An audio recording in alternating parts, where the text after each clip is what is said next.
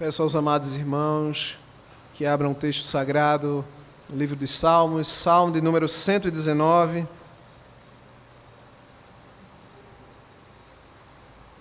Hoje farei a exposição da estrofe Zayn, que vai do verso 49 ao verso 56. Como de costume, farei a recitação na versão atualizada, após na versão corrigida.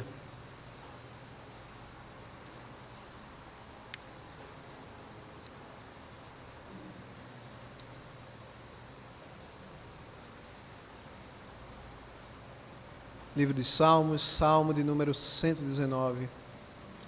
Assim nos diz a palavra do Senhor nosso Deus. Lembra-te da promessa que fizeste ao teu servo, na qual me tens feito esperar. O que me consola na minha angústia é isto, que a tua palavra me vivifica. Os soberbos zombam continuamente de mim, todavia não me afasto da tua lei. Lembro-me dos teus juízos de outrora e me conforto, ó Senhor. De mim se apoderou a indignação por causa dos pecadores que abandonaram a tua lei. Os teus decretos são motivo dos meus cânticos na casa da minha peregrinação. Lembro-me, Senhor, do teu nome durante a noite e observo a tua lei. Tem se dado assim comigo, porque guardo os teus preceitos. A versão corrigida agora. Lembra-te da palavra dada ao teu servo, na qual me fizeste esperar. Isto é a minha consolação na minha angústia, porque a tua palavra me vivificou. Os soberbos zombaram grandemente de mim, apesar disso, não me desviei da tua lei. Lembrei-me dos teus juízos antiquíssimos, ó Senhor, e assim me consolei. Grande indignação se apoderou de mim, por causa dos ímpios que abandonam a tua lei. Os teus estatutos têm sido os meus cânticos no lugar das minhas peregrinações. De noite me lembrei do teu nome, ó Senhor, e observei a tua lei. Isto fiz eu, porque guardei os teus mandamentos. Amém. Vamos orar? Os céus proclamam a glória de Deus e o firmamento anuncia as obras das suas mãos.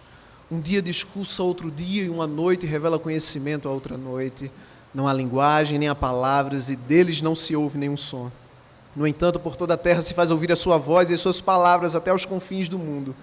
Aí pôs uma tenda para o sol, o qual, como noivo que sai dos seus aposentos, se regozija como herói a percorrer o seu caminho. Principia numa extremidade dos céus e até a outra vai o seu percurso, e nada refoge ao seu calor. A lei do Senhor é perfeita e restaura a alma. O testemunho do Senhor é fiel e dá sabedoria aos simples. Os preceitos do Senhor são retos e alegram o coração. O mandamento do Senhor é puro e ilumina os olhos. O temor do Senhor é límpido e permanece para sempre. Os juízos do Senhor são verdadeiros e todos igualmente justos. São mais desejáveis do que ouro, mais do que muito ouro depurado, e são mais doces do que o mel e o destilado dos favos.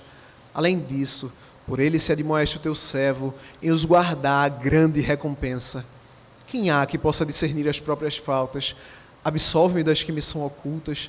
Também da soberba guarda o teu servo, que ela não me domine. Então serei irrepreensível e ficarei livre de grande transgressão. As palavras dos meus lábios e o meditar do meu coração sejam agradáveis na tua presença, Senhor, rocha minha e redentor meu. Não sejam envergonhados por minha causa os que esperam em ti, ó Senhor, Deus dos exércitos, nem por minha causa sofram vexame os que te buscam, ó Deus de Israel. Pai Santo, eis a tua palavra, essa palavra que nos revela um Salvador, um Redentor. Que o Espírito Santo, com a palavra, na palavra, através da palavra, comunique as verdades gloriosas do teu Santo Evangelho. Que Cristo crucificado possa ser exposto, possa ser anunciado, que o Espírito testifique, enalteça o Filho nessa manhã, nessa pregação, Senhor. É o que nós te rogamos em nome de Jesus. Amém. O Salmo 119, como já vimos, ele é constituído de 22 oitavas. No caso, cada estrofe vai possuir 8 versos. Há uma estrutura própria, não é, dos hebreus, uma estrutura de acróstico na poética hebraica, em que cada estrofe ela vai ser marcada por uma letra do alfabeto. Essa é a estrofe Zayn. Uma coisa interessante, no todo do Salmo 119, é como se ele fosse uma representação, uma síntese da caminhada, da peregrinação do servo que ama a lei de Yahvé, rumo a Sião, rumo ao Senhor nosso Deus. E em cada aspecto, cada estrofe, vai ser enfatizado, realçado o caráter, o valor glorioso da palavra de Deus, a excelência da lei de Yahvé. Versículo após versículo, seja na dificuldade, na alegria, na gratidão, na admiração, na contemplação da sublimidade da palavra, a palavra vai estar sempre posta em consideração. No dia mau, ela é consolação. No dia bom, ela é razão, ela é motivo. Como diz o salmista, os teus testemunhos tenho eu tomado por herança para sempre, pois são o gozo do meu coração. Essa estrofe ela vai ser marcada por um aspecto muito específico. Ela é como que a estrofe das lembranças. Se não vejamos, irmãos, já no primeiro verso 49, ele vai dizer: lembra-te da promessa que fizeste ao teu servo, na qual me tens feito esperar. Verso 52, agora ele vai dizer: lembro-me dos teus juízos de outrora e me conforto, ó Senhor. No verso 55, lembro-me, Senhor, do teu nome durante a noite e observo a tua lei. Essa estrofe, portanto, é a estrofe das lembranças. Não só em que Deus possa assistir no tempo devido o seu servo, mas ele, em meio às perseguições, trazer à memória os juízos de Deus, em meio à noite, próximo ao descanso, trazer à memória o nome de Deus e observar a sua lei. Isso não é um aspecto de só menos importância, irmãos. O lembrar é até um imperativo relacionado ao quarto mandamento, que a gente viu agora há pouco. Lembra-te do dia de sábado para o santificar. Esse imperativo, ele permeia todo o Antigo Testamento. Não só no que diz respeito ao dever que Deus requer do homem, essa diligência de trazer à memória, e não meramente um aspecto intelectual, mas trazer ao coração, ter intenção quanto àquilo de que você recorda. É um exercício, trazer à memória o nome de Deus, os mandamentos de Deus, os juízos de Deus, as promessas de Deus. É o resumo da piedade. Isso reflete não só a imagem de Deus no homem, uma vez que o homem foi feito em conhecimento, como diz Agostinho, no palácio das memórias, uma vez que o homem foi criado em conhecimento, retidão e santidade, conforme nos diz a pergunta e resposta 10 do nosso catecismo. Então, o ato de lembrar, de trazer à memória, é próprio da condição humana. Mas num aspecto específico, aqueles que foram redimidos por Cristo, eles vão trazer à memória a redenção, o Senhor nosso Deus, os seus estatutos, as suas promessas. Então essa estrofe Zayn, a estrofe das lembranças. Feitas essas considerações, irmãos, atentemos na própria estrutura que vai se desdobrar essa estrofe. Versos 49 e 50, vai haver uma esperança e consolação na palavra de Deus. Em meio à angústia, em meio às lutas do salmista, na sua expectativa quanto à promessa, ele vai ter consolação. Os versos seguintes, 51, 52 e 53, vai haver aqui a oposição da parte dos ímpios com relação ao salmista, a zombaria, e como apesar disso ele vai se manter em retidão, em fidelidade ao Deus da aliança, trazendo à memória os juízos de Deus, os seus atos poderosos na história da redenção, trazendo consolação novamente à sua alma e também à sua santa indignação em decorrência da impiedade daqueles que abandonam, daqueles que apostatam a lei de Deus.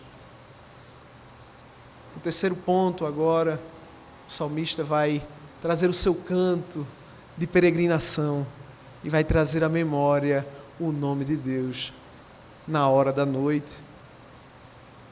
Sendo assim, irmãos, atentemos ao primeiro verso.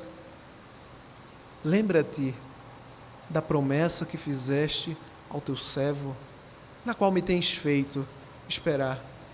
Pode parecer um tanto curioso, você for olhar de uma maneira meramente lógica, Deus se lembrar? Há porventura alguma coisa de que Deus se esqueça? Não é a respeito dele, de que o salmista Davi vai dizer no Salmo 139, Senhor, tu me sondas e me conheces, sabes quando me assento e quando me levanto, de longe penetras os meus pensamentos, esquadrinhas o meu andar e o meu deitar e conheces todos os meus caminhos. Ainda a palavra me não chegou à língua e tu, Senhor, já conheces toda. Tu me cercas por trás e por diante e sobre mim pões a mão. Tal conhecimento é maravilhoso demais para mim, é sobremodo elevado, não o posso atingir. Não é a respeito desse Deus de quem Davi vai falar, vai orar, vai salmodiar. Como, pois, lembra-te. Essa é uma linguagem comum no Antigo Testamento. Há aspectos pactuais. Em suma, é como se o salmista estivesse suplicando a Deus de que no devido tempo lhe conceda, em face do pacto, em face daquilo que Deus prometeu, lhe conceda no tempo oportuno a sua bênção. E em outros momentos, ele suplica o juízo sobre os ímpios, sobre os malfeitores. Nesse sentido, irmãos, para que a gente tenha uma conexão entre esse verbo e como ele se apresenta no Antigo Testamento, não vou, obviamente, apresentar todos esses momentos, mas eu queria que vocês abrissem o texto sagrado em Êxodo, capítulo 2, verso 24.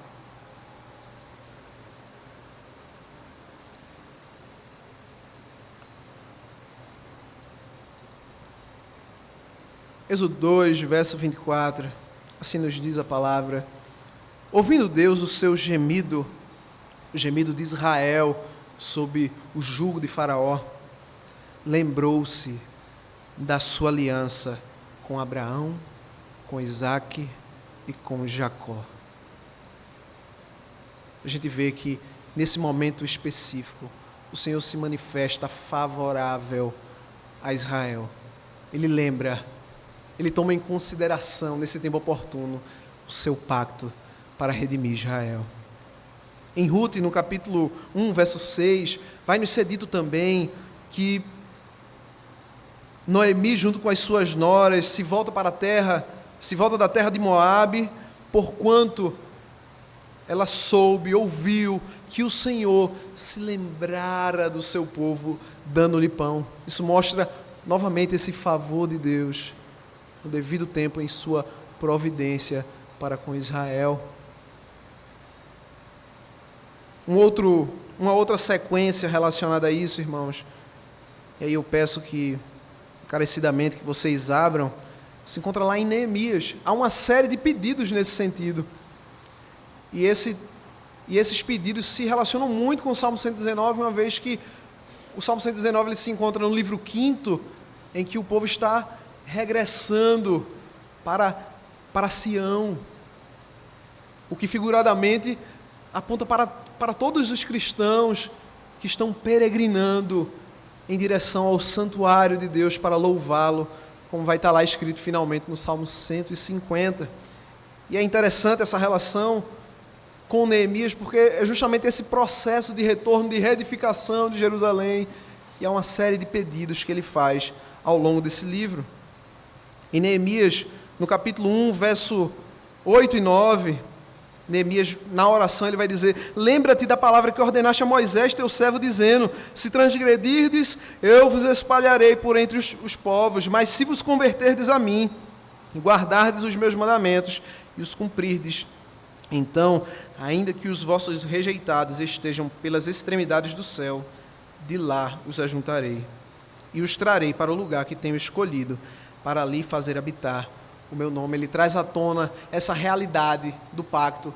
Traz um texto de Levítico, capítulo 26, que se o povo se arrependesse, Deus se lembraria da aliança e os abençoaria, eles retornariam. Então, fundamentado nisso, ele diz: Senhor, lembra-te da palavra que deste a Moisés. Uma vez que empenhaste a tua palavra, cumpre-a em prol do teu povo. Veja que não é o profeta, o servo de Deus, impondo sobre Deus nada, mas de forma humilde, suplicando aquilo que Deus mesmo já previu. Como a gente vê lá no Salmo 123, como os olhos dos servos estão fitos nas mãos dos seus senhores e os olhos da serva na mão de sua senhora, assim os nossos olhos estão fitos no Senhor nosso Deus, até que se compadeça de nós. Em seguida, em Neemias 5,19, Neemias vai orar: lembra-te de mim para o meu bem, ó meu Deus, e de tudo quanto fiz a este povo. Novamente, ser favorável a mim, Senhor. Capítulo 6, verso 14, lembra-te, meu Deus, de Tobias e de Sambalate, no tocante a estas suas obras, e também da profetisa Noadia e dos demais profetas que procuraram atemorizar-me. Então veja aqui essa lembrança em imprecação, que o Senhor visite em juízo em face dessa perseguição que havia da parte de Sambalate, Tobias, Noadias e outros profetas que foram como que pagos para tentar dissuadir, desanimar o povo no processo de construção da cidade. Neemias 13,14, também: por isto, Deus meu, lembra-te de mim, não apagues as beneficências que fiz à casa de meu Deus para o seu serviço. Ser benevolente para comigo, Senhor. Toma em consideração, não pelo meu mérito, mas pela própria graça que operaste em mim a fazer essas coisas, ser favorável a mim. Neemias 13,22, também mandei aos levitas que se purificassem e viessem guardar as portas para santificar o dia de sábado. Também nisto, Deus meu, lembra-te de mim e perdoa-me segundo a abundância da tua misericórdia. Neemias 13,29, lembra-te deles, Deus meu, pois contaminaram o sacerdócio, como também a aliança sacerdotal e levítica. Novamente, uma imprecação, que esteja registrado, que no devido tempo entres com juízo quanto a esses que de alguma forma quiseram quebrar uma ordem devida no âmbito da religião.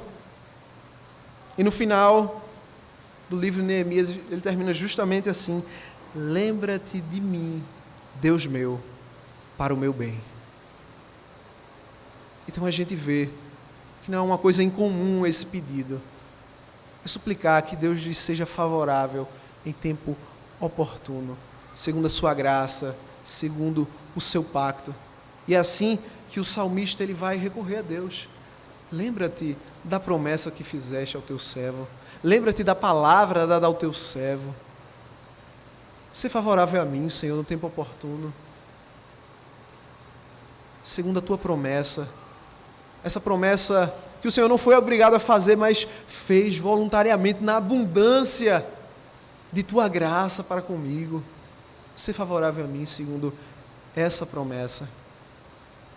Veja que ele não está pedindo aqui, irmãos, por coisas à parte da palavra. Entenda que segundo a palavra de Deus nós podemos, abarcando o quarto pedido da oração dominical, nós podemos pedir por coisas desta vida.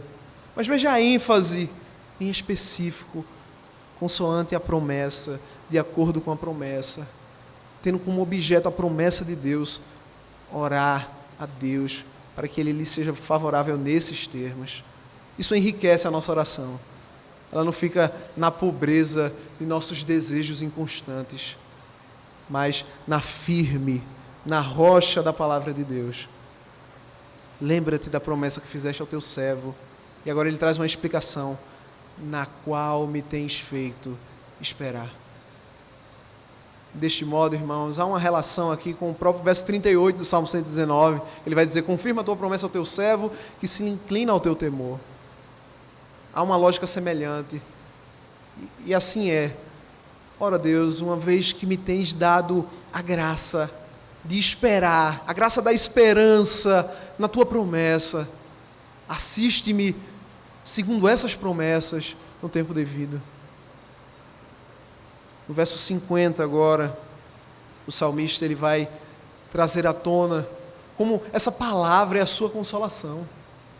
O que me consola na minha angústia é isto: que a tua palavra me vivifica. Em outras palavras, ele está falando: Senhor, veja como é gloriosa a tua palavra. Lembra-te dessa promessa. Uma vez que ela é a minha vivificação, é a minha consolação na minha angústia, assiste-me segundo a tua palavra, segundo a tua promessa, anima-me, renova-me. E aqui, novamente, irmãos, a gente vê essa estrofe com tons escuros da sua angústia, da angústia do salmista, e em tons claros, a limpidez, a luz da promessa, da palavra vivificante de Deus. O que me consola na minha angústia é isto, que a tua palavra me vivifica. Isso nos exorta, irmãos, a que busquemos essa palavra, a que tenhamos diligência, meditemos, nos aprofundemos nessa palavra que é a nossa consolação na angústia, reconhecendo esse valor vivificante, consolador, redentivo, que busquemos, que usemos desse meio de graça para a nossa consolação. Calvino vai dizer que, nesse sentido, não somos desculpáveis quando não temos consolação em nossa angústia, porque Deus já nos deu o remédio apropriado para a nossa consolação nas mais variadas tribulações, perseguições, abatimentos de alma. Ela é suficiente, ela é poderosa para nos vivificar, para nos animar. Dessa forma, somos impelidos pelo próprio exemplo do salmista, não só a confessar o poder vivificante da palavra de Deus, mas a irmos à fonte, a bebermos dela, a nos alimentarmos da palavra do Senhor nosso Deus. Angústias certamente teremos nessa peregrinação, irmãos. Na providência de Deus, isso vai ser disposto para nos fortalecer, para nos conformar à imagem de Cristo. Mas também sempre teremos a palavra para nos alentar, para nos nutrir, para nos vivificar. Neste sentido, a pergunta e resposta 90 do breve catecismo de Westminster vai nos dizer o seguinte: como se deve ler e ouvir a palavra, a fim de que se torne eficaz para a salvação? Resposta: para que a palavra se torne eficaz para a salvação, devemos ouvi-la com diligência, preparação e oração, recebê-la com fé e amor, guardá-la em nosso coração e praticá-la em nossa vida. Nos apeguemos, portanto, a essa palavra tão gloriosa, que revela quem Deus é, as suas promessas, e certamente seremos consolados na mais profunda angústia. Na mais profunda angústia, Deus também estará lá e a sua graça nos assistirá. Relacionado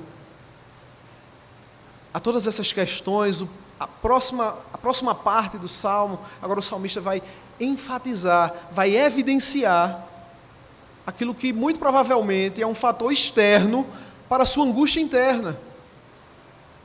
Vejamos, verso 51, os soberbos zombam continuamente de mim.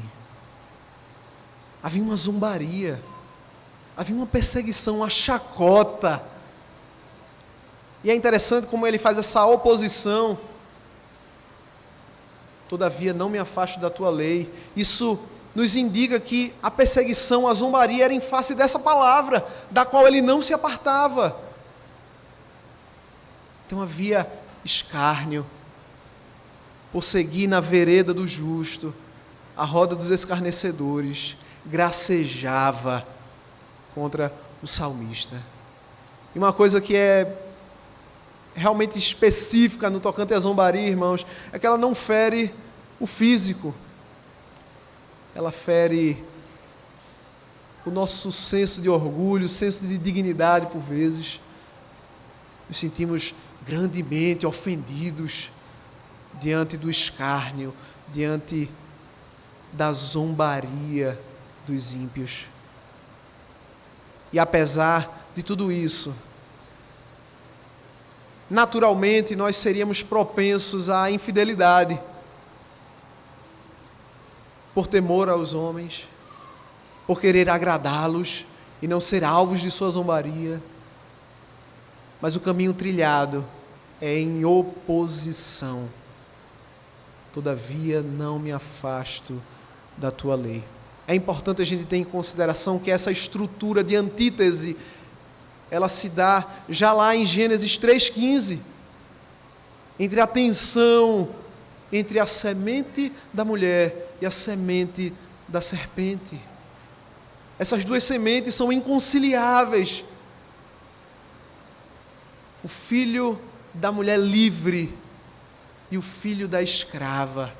Assim como Ismael zombava de Isaque, os filhos deste século zombam dos cristãos em face de sua fé. Há uma tensão inerente, a como vai dizer Agostinho na Cidade de Deus, entre essas duas cidades, a cidade de Deus e a cidade dos homens. A cidade de Deus, ela vai ter a sua marca, o amor a Deus, no desprezo, na autonegação, no desprezo de si mesmo. A cidade dos homens, ela vai ter uma raiz que é no amor a si mesmo e no desprezo a Deus. A cidade dos homens, ela pode até proclamar uma religião, o homem é um ser religioso por excelência, mas no fim das contas ele vai estar adorando a si mesmo, aos seus próprios prazeres, ao seu próprio poder, à sua própria imagem, nos seus ídolos. Então há uma tensão, inevitavelmente, se somos crentes, sofreremos perseguições, sofreremos zombaria, e não podemos condicionar a nossa caminhada a essa questão de não sofrer a zombaria. Não faça isso. Esteja disposto a oferecer a face, as costas, a ferida. Ofereça também, esteja disposto a oferecer a si mesmo, a ser exposto, se for o caso, por causa do Evangelho, por causa da lei de Deus. A cidade de Deus, ela flui em fidelidade à lei, independentemente de perseguição, de zombaria, de martírio. Esse é o nosso caminho em direção a Deus. Spurgeon, nesse sentido, ele fala algo que eu penso que seja bastante interessante. Pecadores conceituados conseguem divertir-se de pessoas piedosas, conseguem provocar ruidosa brincadeira quando caricaturam um membro fiel de o Clube Santo. Seus métodos de vida organizada são matéria de gracejos, chamando-o de o metodista. E seu pecaminoso ódio põe suas línguas a falar em jocosidade contra o carrancudo e escrupuloso puritano, chamando-o de hipocrisia. Faz parte da natureza do filho da escrava escarnecer do filho da promessa. Essa é uma tensão inevitável, irmãos. Isso é próprio da sua identidade como cristão. Esteja disposto a tomar sobre si o jugo de Cristo, porque o seu jugo é suave, o seu fardo é leve. Tire de vista o agradar aos homens, centralizar a sua vida nisso, a sua reputação nisso. Busque honrar a Deus acima de todas as coisas. Um aspecto interessante dessa zombaria também é que ela tipifica o próprio sofrimento de nosso Senhor Jesus Cristo. No Salmo 2 a gente vai ver: por que se enfurecem os gentios e os povos imaginam coisas vãs? Os reis da terra se levantam e os príncipes conspiram contra o Senhor e contra o seu ungido, dizendo: rompamos os seus laços e sacudamos de nós as suas algemas. A gente vê estabelecida essa oposição entre os reinos da terra contra o rei ungido.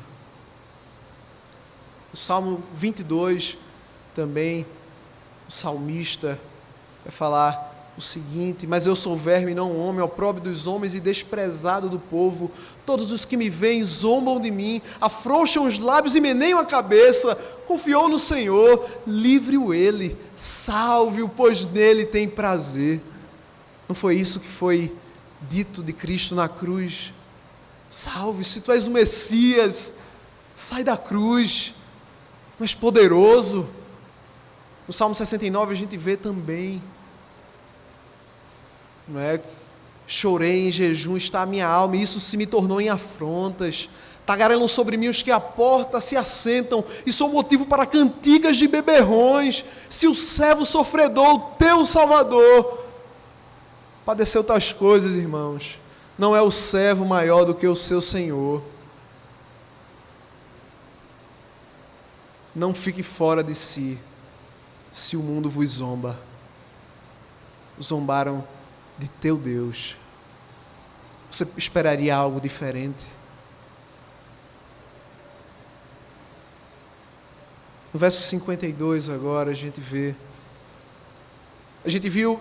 na segunda parte do verso 51 que ele não se afastou da lei de Deus, ele não se desviou da lei de Deus, um aspecto negativo, né, do que ele não fez. E agora a gente vê no verso 52 aquilo que ele faz positivamente. Lembro-me dos teus juízos de outrora e me conforto, ó Senhor.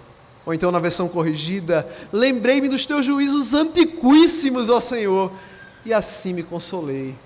Então o salmista, em meio à sua perseguição, à zombaria, ao escárnio, ele medita, como no Salmo 1, medita na lei do seu Deus, traz à memória os juízos de Deus, como Deus por mão poderosa, braço estendido, redime o seu povo, sobrepujou a Faraó, ao seu exército, aos seus deuses.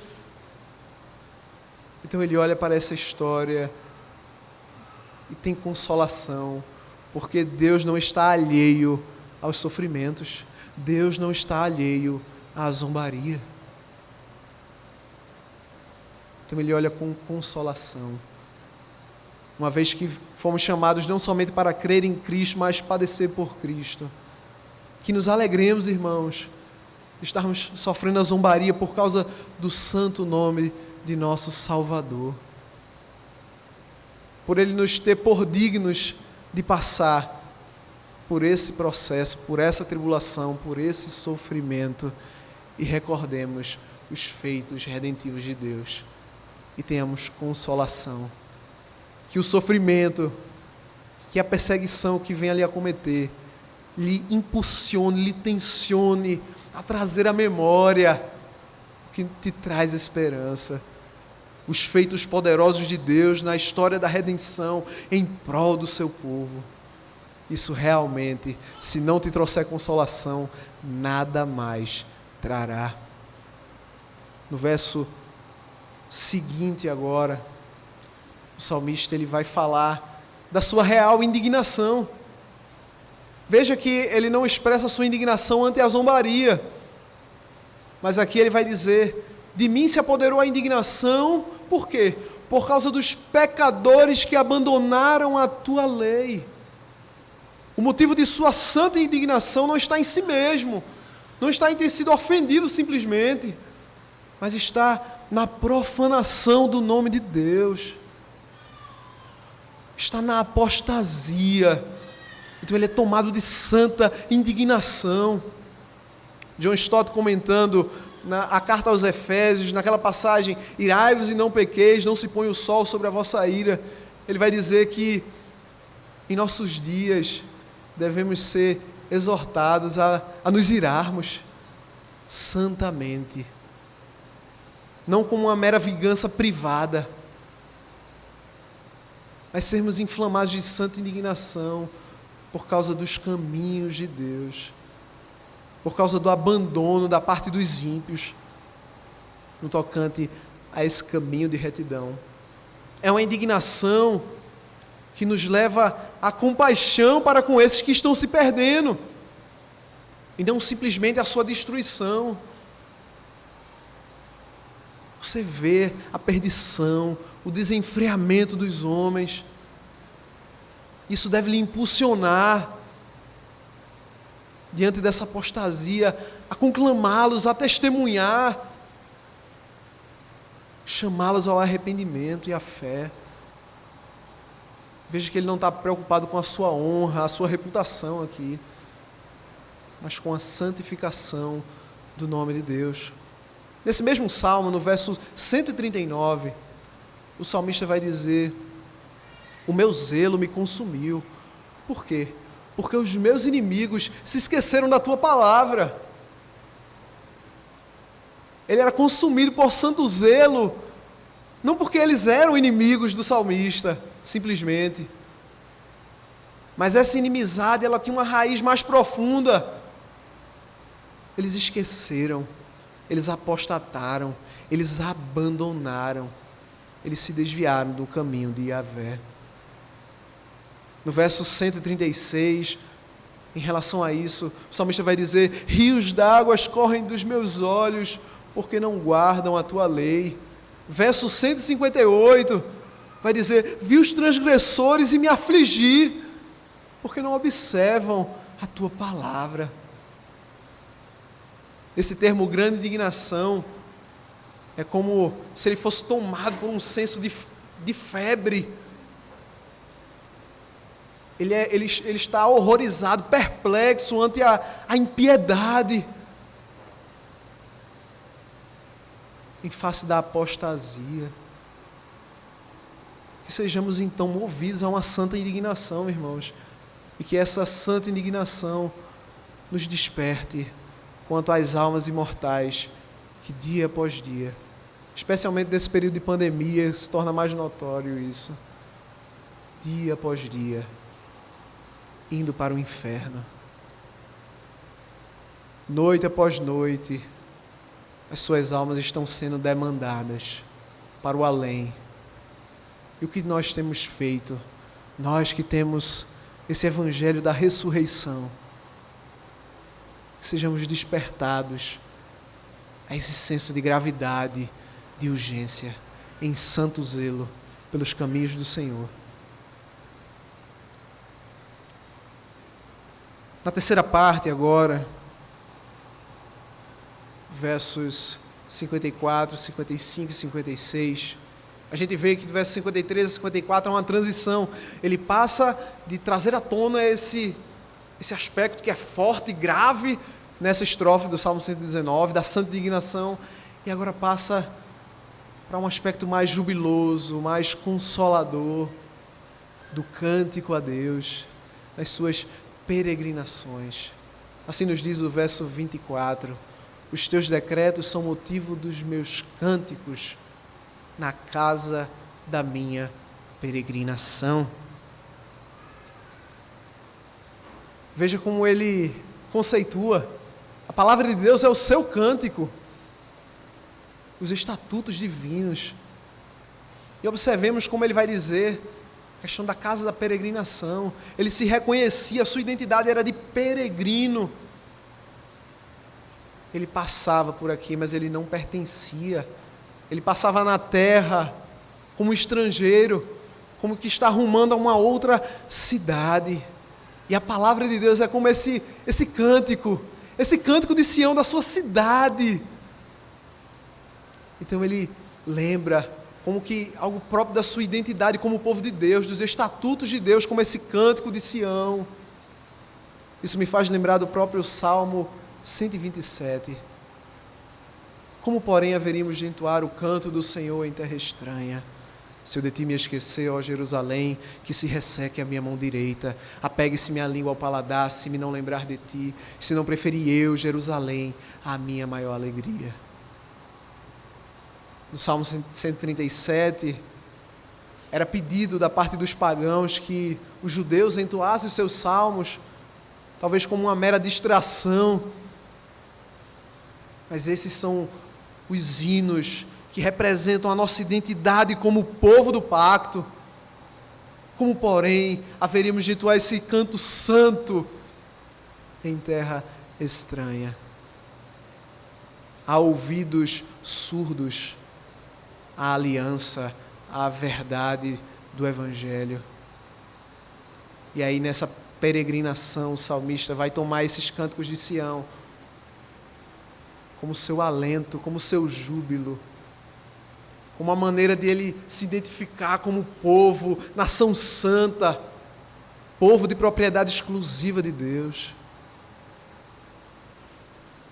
E assim nessa identidade, essa palavra é o seu alento, é o seu salmo na casa de sua peregrinação. Tenhamos em mente essa consideração, irmãos, especialmente nesse período de pandemia, onde o senso de proximidade com a morte, vez por outra, nos bate à porta. Somos peregrinos. Nós estamos no mundo, mas não somos deste mundo. Cristo não ora por nós, não para que sejamos imediatamente tirados do mundo. Ele nos prepara lugar, para que onde Ele esteja, estejamos nós também. E enquanto isso, enquanto peregrinamos neste mundo, Ele intercede por nós, para que sejamos livrados do mal. Mas em um dado momento, o próprio Cristo também na sua intercessão rogará por nós, para que estejamos onde Ele está e que desejemos essa pátria celeste, sobreexcelente, que em meio ao medo natural da morte, contemplemos as promessas, a herança, como o apóstolo Pedro vai dizer: bendito Deus e Pai de nosso Senhor Jesus Cristo, que por sua grande misericórdia nos regenerou para uma viva esperança, mediante a ressurreição de Cristo dentre os mortos, para uma herança incorruptível, sem mácula, inacessível, reservada nos céus para vós outros, que sois guardados pelo poder de Deus, mediante a fé, para a salvação preparada para revelar-se no último tempo. Possamos ter em mente a glória de nossa herança e que caminhemos aqui, neste tabernáculo, aspirando a uma pátria superior. Neste sentido, peço que os irmãos abram o texto sagrado em Hebreus capítulo 11, em que ele fala sobre a fé dos nossos patriarcas e como eles, nesse processo, não estavam desejando uma pátria terrena meramente, mas uma pátria superior, celeste, cujo arquiteto é o próprio Criador. Hebreus capítulo 11, verso 8 ao 10, no primeiro momento, vai dizer assim: pela fé Abraão, quando chamado, obedeceu, a fim de ir para o lugar que devia receber por herança, e partiu sem saber aonde ia.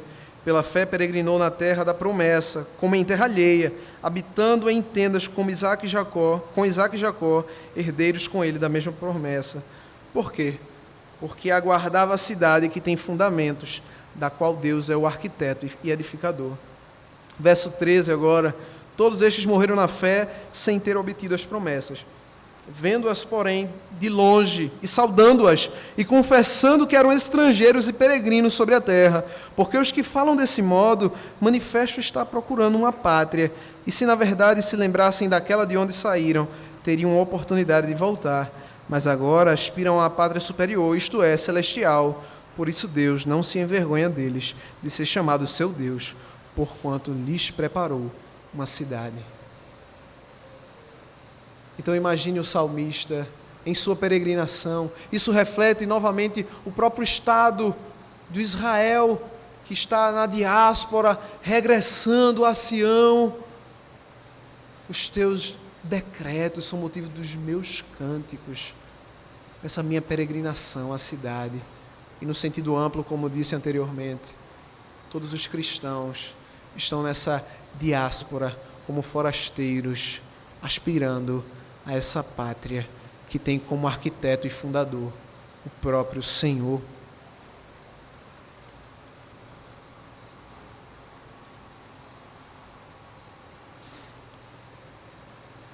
Versos 55 e 56 agora, irmãos, o salmista vai dizer: lembro-me, Senhor, do teu nome durante a noite e observo a tua lei. Tem se dado assim comigo porque guardo os teus preceitos. De noite me lembrei do teu nome, ó Senhor, e observei a tua lei. Isto fiz eu, porque guardei os teus mandamentos. Verso 55, novamente esse verbo, lembro-me, trago à memória. O quê? O nome de Yahvé. É interessante que há uma teologia por detrás da questão do nome. O nome não compreende simplesmente os atributos de Deus. Como a gente vê, por exemplo, nas perguntas 54 e 55 do Breve Catecismo, o nome de Deus está relacionado aos seus títulos, atributos, nomes, ordenanças, palavras e obras. E no aspecto geral, tudo aquilo por meio do que Deus se dá a conhecer. Então ele lembra, dessa forma aplicando de modo amplo, quando ele lembra do nome de Yahvé, ele lembra dos seus atributos, ele lembra dos seus títulos, ele lembra das suas ordenanças, ele lembra das suas obras. Tudo isso em consideração a quem Deus é. E em face disso, ele faz o quê?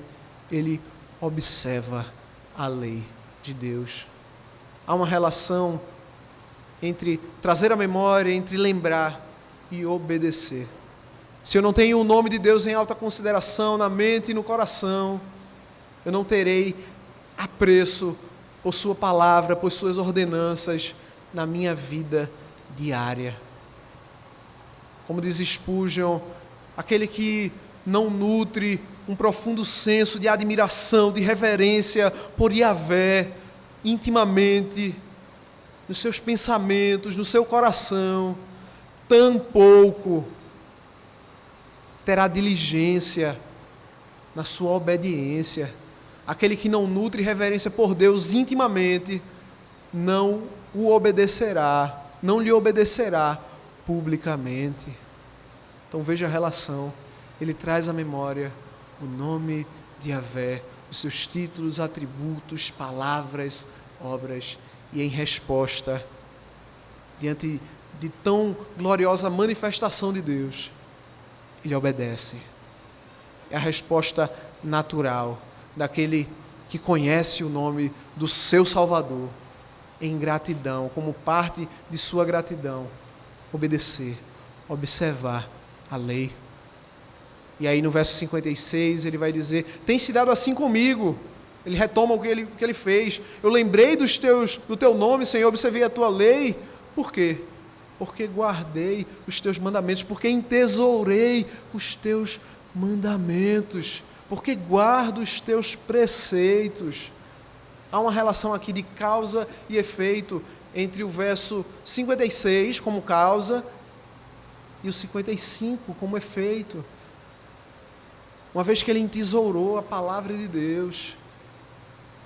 Agora, essa obra de obediência, essa boa obra, Deus em sua graça, que Deus opera em sua graça no salmista, vai frutificar na lembrança do nome de Yahvé, na obediência à lei de Yahvé.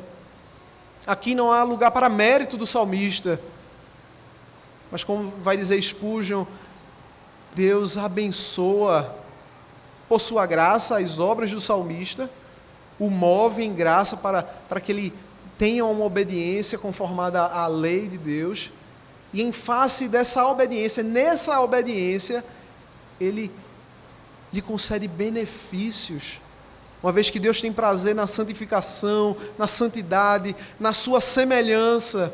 Como ele não abençoaria, não enriqueceria de bens espirituais o seu povo, os seus servos? Como Deus não cumularia de bênçãos? E obviamente, irmãos, a gente não está servindo-se de Deus para um outro fim, mas vivo para obedecer a Deus, para honrar o nome de Deus. E nessa obediência que é fruto da graça, Ele também me agracia, Ele multiplica essa graça. Deste modo, irmãos, vimos aqui nessa estrofe, Zain, a lembrança do nome de Yahvé. O pedido do salmista para que o Senhor nosso Deus no seu devido tempo lhe favoreça no tocante à sua promessa, uma vez que essa palavra é que lhe vivifica em meio à angústia, é a sua consolação. Vimos como, a despeito da perseguição e zombaria que o salmista sofre da parte dos escarnecedores, ele segue em obediência, trazendo à memória os juízos feitos gloriosos de Deus e tem consolação em meio a isso, mas também sente santa indignação por causa da apostasia dos homens, zelando muito mais pelo nome de Deus do que pelo seu próprio nome. Vimos também nesse terceiro ponto o cântico do salmista, de como ele traz à memória o nome de Deus nas horas da noite, como ele se prepara durante a vigília da noite, cultivando em seu coração a admiração, a adoração a Yahvé. Nesse sentido, de uma forma muito específica, esse aspecto das horas da noite, é o final do dia, da jornada do homem, não é? Sai o homem para o seu trabalho, para o seu encargo até a tarde, como vai dizer lá no Salmo 104, à noite, no momento de descanso, o salmista trazia à memória o nome de Deus. Isso traz à tona esse aspecto da adoração também, da adoração privada, de como devemos cultuar a Deus intimamente, como isso repercute, por princípio, a nossa adoração familiar, que o nome de Deus seja lembrado nas famílias do povo da aliança. O salmista no Salmo 63, ele vai nos dizer o seguinte: como de banho e de gordura farta-se a minha alma, e com júbilo nos lábios a minha boca te louva. No meu leito, quando de ti me recordo, e em ti medito durante a vigília da noite, porque tu me tens sido auxílio, à sombra das tuas asas eu canto jubiloso. A minha alma pega-se a ti, a tua destra me ampara. Vemos esse zelo de lembrar, no fim dos nossos dias, no fim da nossa lida, do nome de Deus, como um próprio reflexo do homem bem-aventurado que medita na lei de Deus dia e noite. Referente a essa meditação final, noturna, Lewis Bailey, em sua obra A Prática da Piedade, ele nos traz o seguinte, irmãos: lembre-se de que muitos vão para a cama e nunca mais se levantam, até serem levantados pelo terrível som da última trombeta. Todavia, aquele que dorme se desperta com oração, dorme e se desperta com Cristo. Portanto, se você deseja dormir seguro e tranquilo, entregue-se nas mãos de Deus enquanto você está acordado, e então vá para a cama com reverência pela majestade de Deus. Veja a preparação. Nesse momento de cansaço, prestes a dormir, eu trago à memória o nome do Senhor, individualmente, em família. Ele é o Deus que deve ser adorado, deve ser lembrado. Devemos cultivar isso, não só em nós, mas na nossa descendência, uma vez que o pacto foi feito não só em relação a nós como indivíduos, mas a nossa descendência de geração em geração. Feitas essas considerações, irmãos, que usos esse sermão pode nos trazer, que lições podemos extrair no tocante a essa palavra exposta? O primeiro uso, irmãos, devemos, como disse no primeiro ponto, ter diligência no uso do meio de graça que é a palavra de Deus. Possamos ouvir a palavra com diligência, preparação, oração. Recebê-la com fé e amor. Guardá-la em nosso coração e praticá-la em nossa vida. Só teremos progresso em meio às tribulações, só teremos consolação no devido uso, na devida diligência do uso desse meio de graça. Um outro aspecto: aqueles que porventura estão fora de Cristo.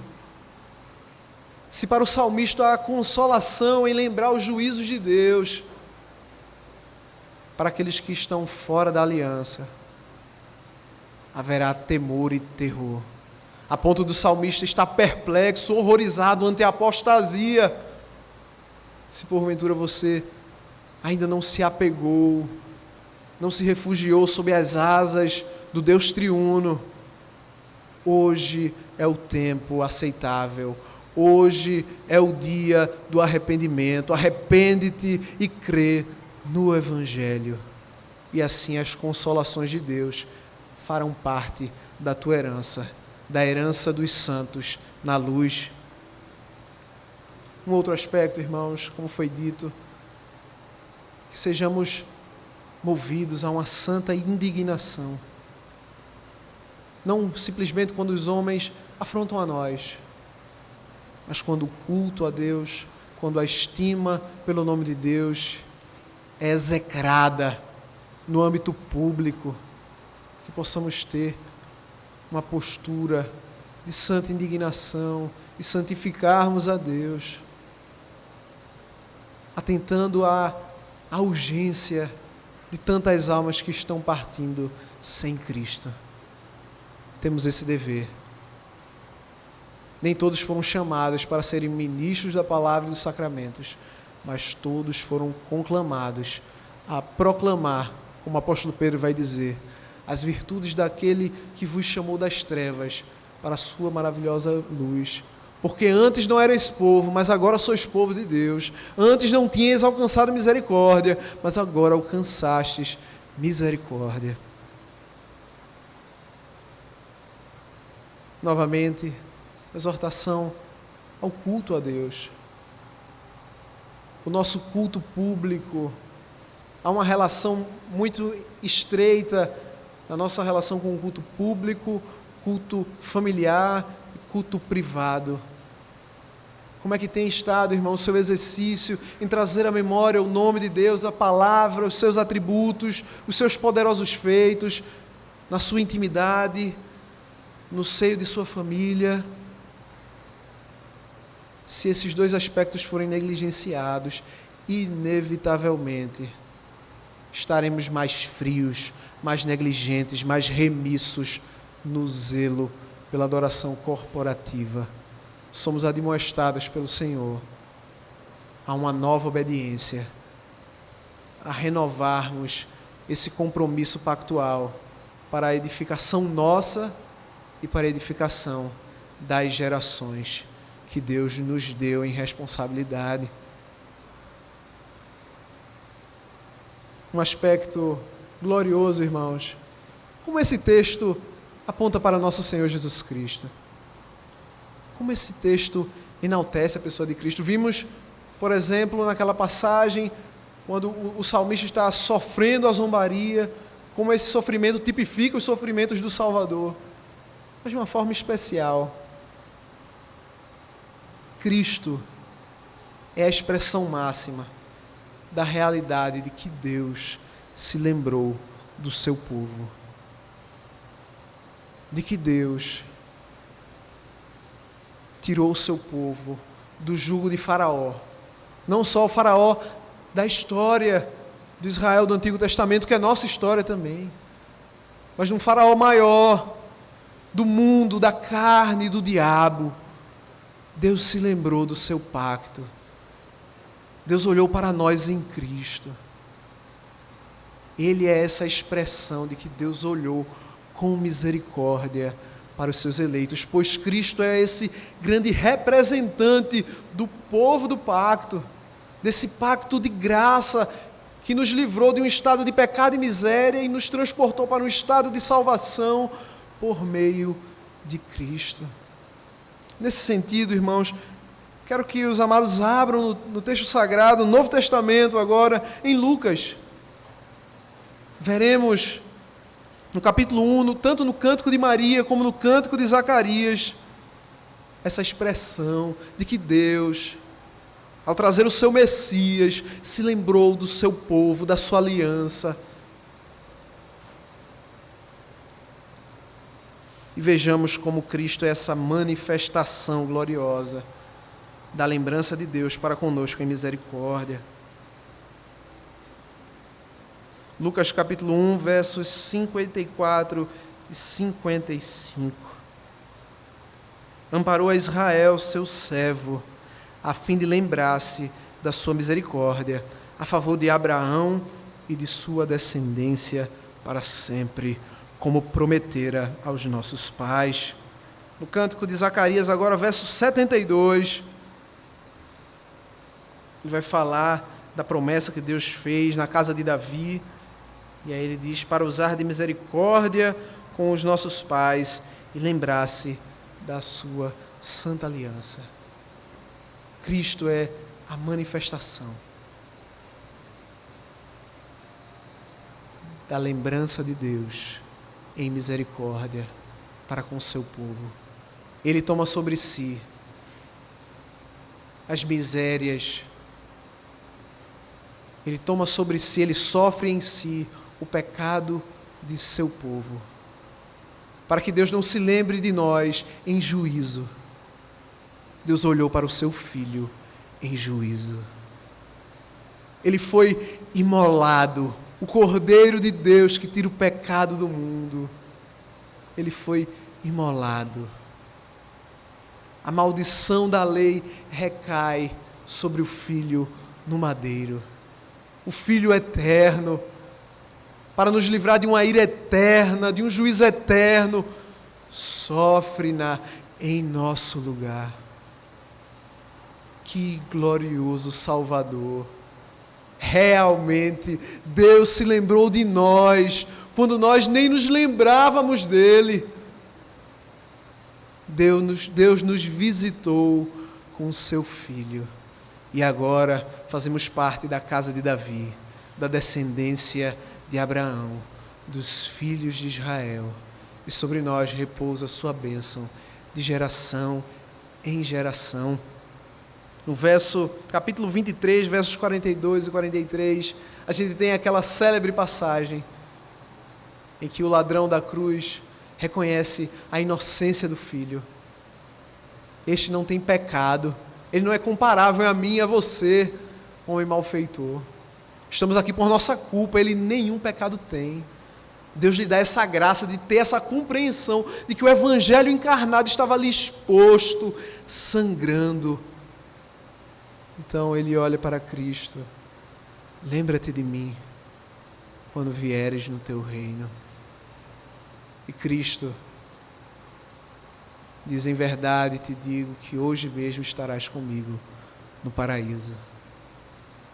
Esse mesmo Cristo que chama, que consola o ladrão na cruz com essa verdade, é o mesmo Cristo que nos anima nessa consolação de que estaremos com Ele.